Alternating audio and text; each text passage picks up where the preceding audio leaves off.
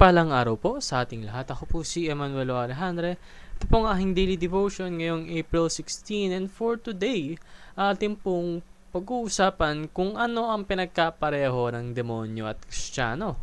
And this relates to the topic of faith and practice na makikita natin sa James chapter 2 verse 19 na nagsasabing, "You believe that there is one God." Good. Even the demons believe that and shudder. Sa Tagalog, sumasampalataya ka na ang Diyos ay iisa, diba? Mabuti naman. Ang mga demonyo man ay sumasampalataya rin at nanginginig pa. So this means that we believe that there is one God. But the demons also believe that, and they fear that one God because God is against demons, for demons are evil. But you're not evil. You're not a demon. You're a believer of God. You're a Christian. And what makes us different from those demons is even though they believe, they do not have faith. We have faith. We have this ability to hold on to what God has given us and to what God has said for us. Kumbaga, maraming biyaya yung Panginoon sa atin. Marami siyang ipinangako sa atin, and we can hold on to that because we have faith.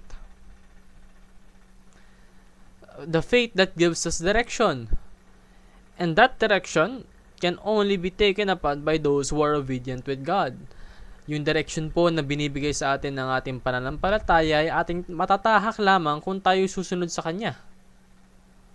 Because faith and obedience are two sides of the same coin. Hindi pwedeng meron kang faith pero wala kang obedience, at meron kang obedience pero wala kang faith. It doesn't work that way, no? As Christians, we should have both, and both should be in a line to each other. Dapat yung faith mo nasa tamang paraan, yung obedience mo nasa tamang paraan din. So, show your faith by your actions. May your actions be in accordance or aligned towards the will of God. May your actions correspond to God's orders. And may you obey God in everything that you do. Be Abraham, no? Not like demons who merely believe. Kasi mga demonyong yan, naniniwala lang. They don't have faith in God. They don't obey God. They disobey God, actually. They oppose Him. Therefore, let us complete our faith by being kind and loving. True kindness and love goes a long way. In fact, most of His commandments, most of His